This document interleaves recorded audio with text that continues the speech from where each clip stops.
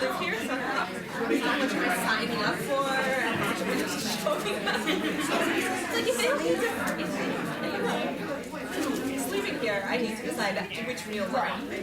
Good morning, everyone. We're going to begin shortly. Feel free to take some bagels, some tea, some coffee, and find your seats. Thank you all for being here.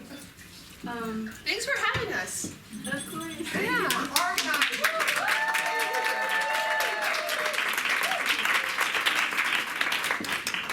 So my name is Melina, And my name is Nisha. and all of this started with just a little idea back in October or November, I believe.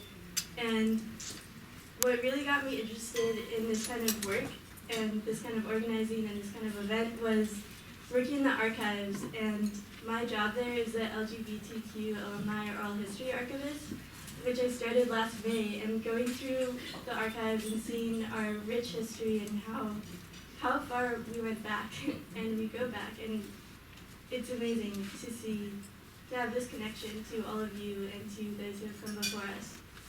And as a current student, I thought that history was very lost, and that it would be very important and necessary to have a platform for all of us to get together and continue this kind of work.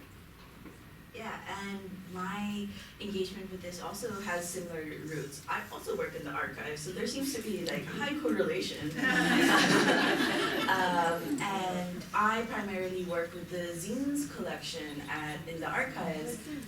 What's a zine? A zine is an independently published mini magazine, which can be, and since it's independently published, there's no censorship involved. So it could be about breakfast food, it could be about anarchy, it could be about your favorite pair of pajamas, or all three combined. And I also came across the Original Astronomers article in the Mount Holyoke News archives, or back then it was called the Chiragos, and talking about how that was the article which initiated the movement to establish LGBTQ organizations on campus, and how that was so important. But my question was, why was this the first time that I was hearing of this?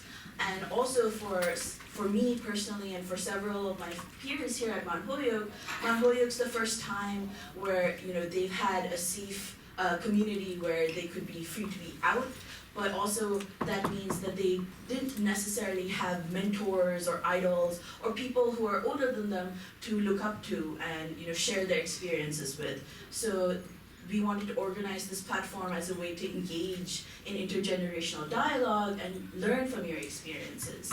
So yeah. And something else came up a little further way down the line after we started planning this event, and that was around the word queer. And I know that this word has a very different history for a lot of different people, and I want to acknowledge that, and I want to apologize for anyone who this word has caused harm to, who it continues to cause harm to, and it's definitely something to take into consideration as we move forward and continue organizing together.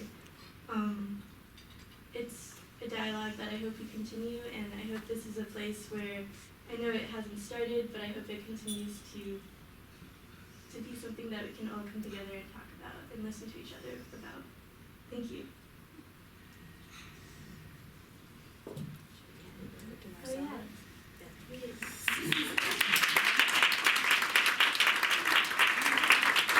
And we would like to invite Marcella Hall, our Dean of Students, to the podium.